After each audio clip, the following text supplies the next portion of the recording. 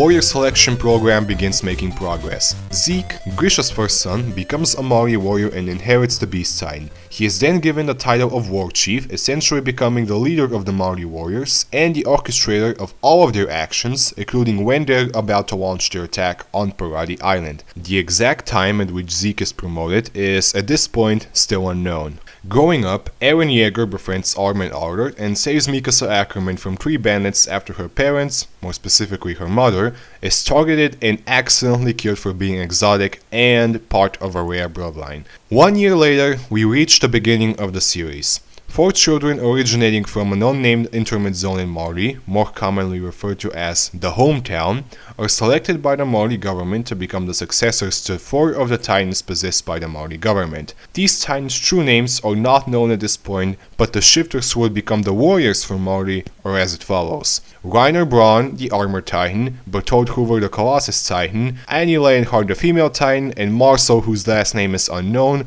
and also possessed what the fans now call the Dancing Titan. In the year 845, the 4 warriors journey to Parati Island in order to infiltrate the walls and obtain the Founding Titan for the Māori government and return to their hometown. On the day the attack takes place, Grisha leaves from the interior walls, while Rose and while Sheena supposedly having business to do. As the 4 Titan shifters approach the walls, Annie separates from Reiner, Bertolt, and Marcel in order to draw in the Titans towards the gate using her Titan form. The other 3 are attacked by Ymir in her mindless Titan form. I already mentioned her before. Reiner is caught by Ymir and is nearly eaten, but Marcel manages to save him just in time, letting himself get eaten instead. Reiner and Bertolt make a run for it towards the wall, as Ymir, having devoured a Titan shifter, reverts back to human after wandering outside of the walls for around 60 years as a mindless Titan. Reiner and Bertolt arrive at the outskirts of Shiganshina. Bertolt transforms into the Colossal Titan and kicks down the outer gate, allowing the smaller Titans that Annie called in to make their way through the hole and wreak absolute havoc upon the city.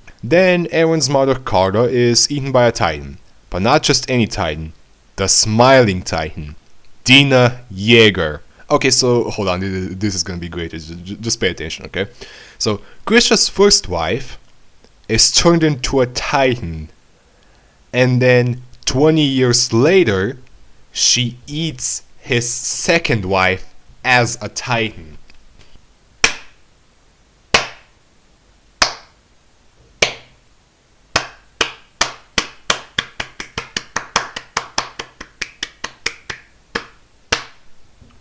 Quality writing, Isayama, quality writing. And she doesn't just eat her, oh no, she actually legitimately kills her and then chops her in half. This is the only known case in the entire series where a mindless Titan that is not an abnormal actually kills their prey before eating them. What a coincidence, am I right?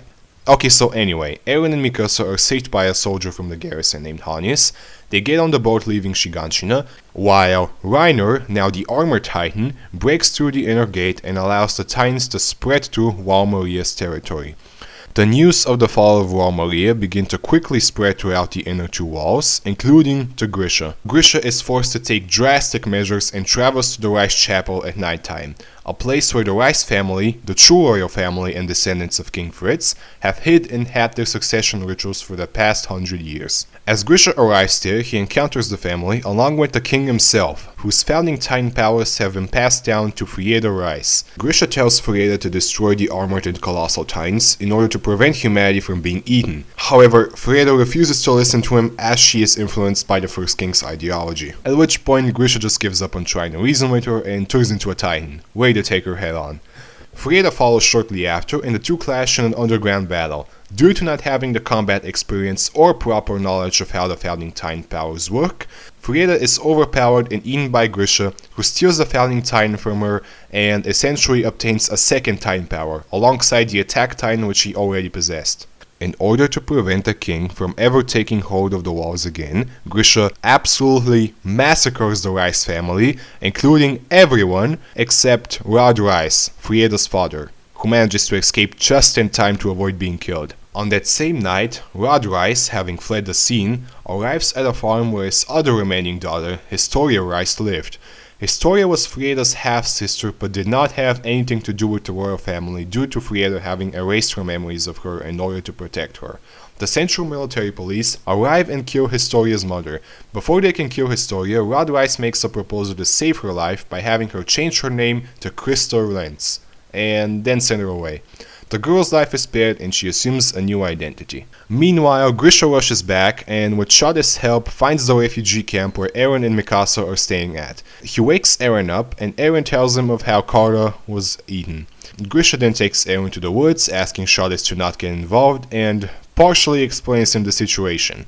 He gives him the key to their house's basement, saying all of the answers that he is looking for will be found there, including the power he is about to get, plus the entire history of the world, as well as the coordinate ability which he had just stolen from Frieda a while earlier. Grisha then injects Eren with a Titan serum, transforming Eren into a mindless Titan who then eats his father and regains his humanity, as well as becoming the next Attack Titan and having the Founding Titan inside of him as well. As Eren awakens to the gruesome remains of his father, he screams before blacking out. Shadis arrives a while later, and although not quite sure what happened, as Grisha's remains have seemingly evaporated, he takes Eren back to the refugee camp and puts him back in bed.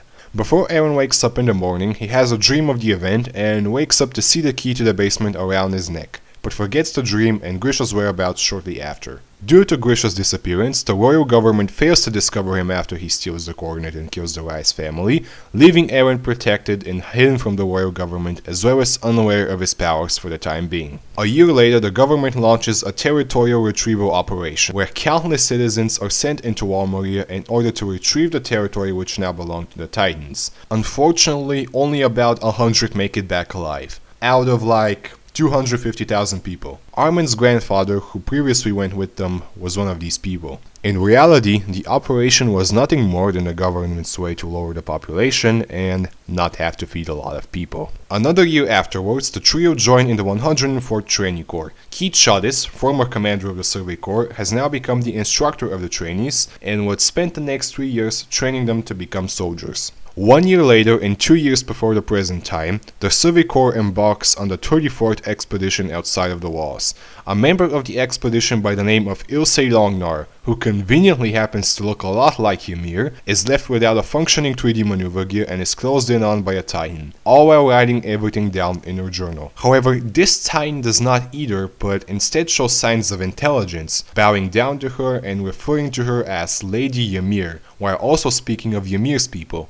Now, obviously back then we didn't know shit about this Titan or what it was talking about, but what we do had were countless theories about how Ymir is gonna save the world and live happily ever after with her wife Historia. Man, those were the days. Okay, now seriousness, we obviously know what this particular Titan was talking about now. It's already clear to us that Titans were once humans, and this one specifically may have been familiar with Ymir, when it was still human. Obviously, Lady Ymir is referring to Ymir Fritz, and Ymir's people is referring to the Eldians, or the subjects of Ymir. We don't know at this point, but if you're watching this video at a time where this has already been explained, good for you. Anyway, Ilse's journal is discovered and analyzed by Hanji 1 year later. It was essentially what inspired Hanji to conduct Titan experiments in order to find out about their true nature, but you know what really could have helped? Knowing Ymir's name? Yeah. That would have been pretty useful. But you know what? We didn't even know Ymir's name in the first place. It was literally first mentioned in chapter 36. Like, that's already beyond season 1 of the anime, and Ymir was literally credited as Freckles. Freckles! Getting back to the main topic here, we arrive in the current time, year 850. There really isn't going to be much to say here, but I guess the two main things are Eren and the other cadets graduate, and the warriors make their move once again. Bertolt secretly transforms into the Colossal Titan and kicks down the Gate of Trust, allowing the Titans to advance further and essentially almost take over Walrose as well. From this point on, the main story, which you are all probably familiar with, begins. And apart from that, there really isn't anything much else to say. I mean, I can talk about the plot afterwards, but this video in particular is just focusing on the backstory, which I just took my time in explaining. And that's it. Now, I know some of you have purposely just spoiled yourself after watching this, and I can understand. It's a lot of stuff to piece together, and there's also the fact that being new to the manga or anime as a whole and starting from zero doesn't help much in that aspect either. But trust me, this series is awesome, and the complicated plot is just one of the things that make me love it as much as I do. And yes, I've spoiled myself a lot of times in the past, in one way or another, but that doesn't really stop me from enjoying Attack on Titan one bit. When it all comes down to, Hajime Isayama is doing a great job at slowly piecing things together and moving the story forward. Maybe the end is near, maybe there's a lot more to find out that we're not even theorizing about right now. All I can say is, in due time. The monthly releases may seem like a pain to some of you, and although it's kind of tedious, it gives members of the fandom, including myself, enough time to take in everything and prepare for the next month of awesomeness and glory. And that's pretty much everything. Also, for those of you who didn't catch this and were wondering, most of the stuff that I just explained is found in Grisha's basement. Yes, we actually got there, and boy is the wait worth it. Not only that, but at the time of making this video, we're not even done yet. In my next Attack on Titan video, I will be talking about Titan Shifters, their abilities, origins, and stuff like that, in detail. If you have any questions about any topic I've covered in this video, or just any question in general, feel free to leave it in the comments below. I will try to answer to as many people as I can, and with the most thought out and, so to say, best answer that I can think of. This has been the story of Attack on Titan. My name is Coast Titan, and I'll see you all next time.